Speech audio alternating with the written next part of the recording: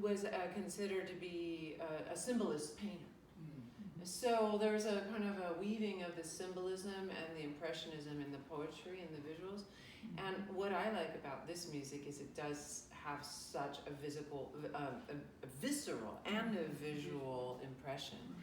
And it's on the piano, it's incredible how Ravel created those effects by using the lowest keys on the piano, and which are almost indiscernible regarding their pitch. You know, the pitch is hard to tell, but they're more a sonic feeling that you get when you go to the ocean and you hear a series of waves. So, and he later orchestrated them beautifully, but I can play them on piano.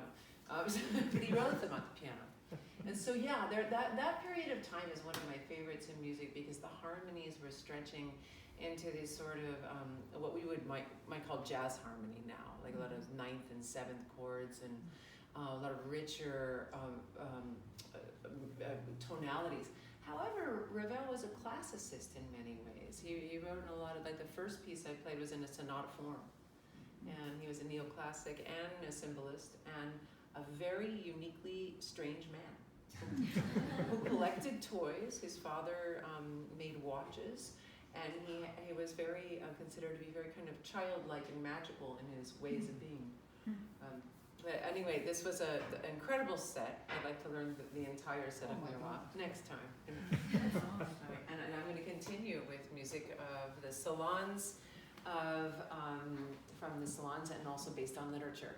The next piece is by Franz Liszt, considered to be the greatest pianist of all time. Although we have none of his recordings, you can see that by his publications that his pieces, they're impossible for many to play. So he must have been great.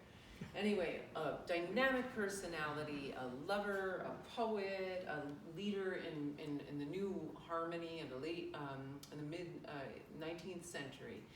Franz Liszt set a number of pieces based on his travels and his growth into musical maturity.